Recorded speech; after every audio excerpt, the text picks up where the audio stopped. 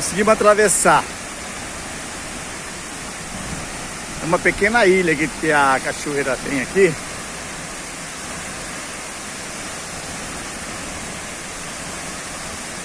Ela mesmo criou uma ilhazinha aqui, tá vendo? Fecha ali, né, e vai, encontra aqui novamente.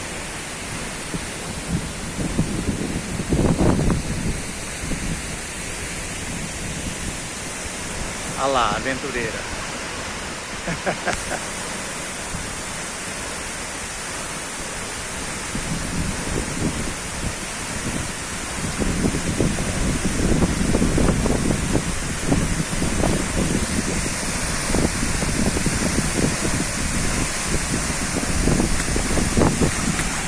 Meteu os pés dentro d'água, não tem jeito, porque pedra pontuda demais, entende?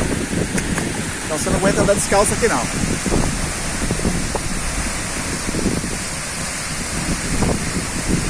Força disso aqui, cara, impressionante. Impressionante. Que é a força dessa água e a quantidade de água que cai aqui nessa cachoeira.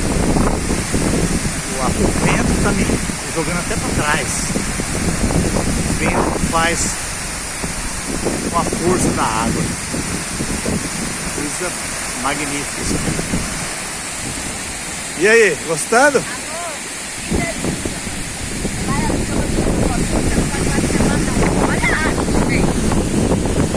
Vai até lá pra você ver que delícia que é.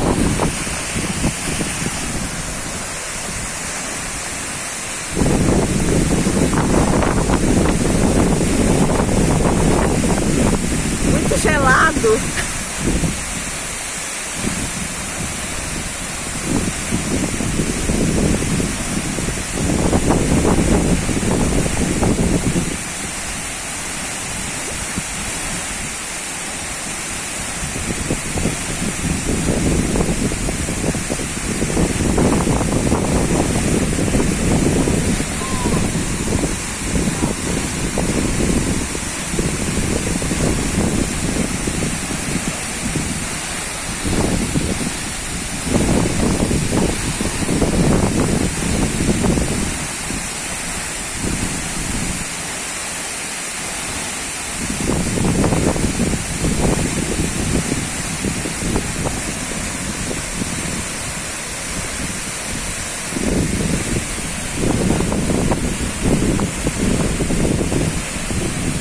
Gostoso, né?